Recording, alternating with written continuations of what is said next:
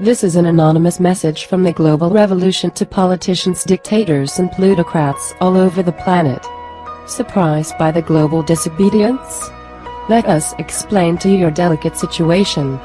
Tens of thousands of years ago, human beings began to evolve.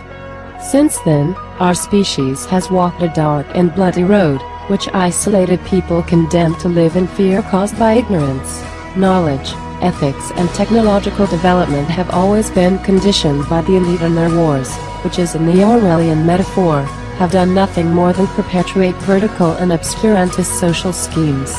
We have arrived to the 21st century of our era, after 2 world wars, endorsing the possibility of nuclear conflict with assured mutual destruction.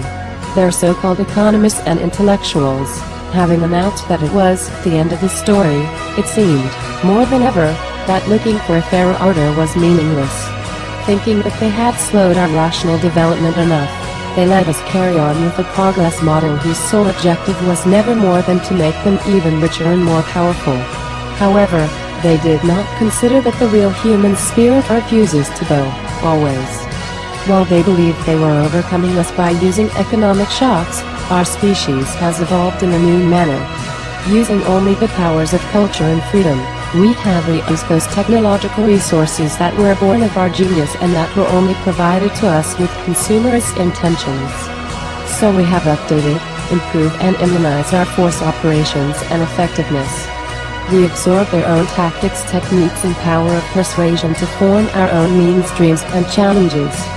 Today, the revolution is spreading around the planet as a challenge to their oppression, and they shamelessly try to shut down our freedom of expression.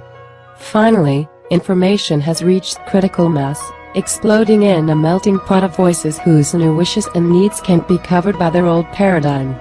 Now, physically and digitally interconnected, we form a huge collective consciousness.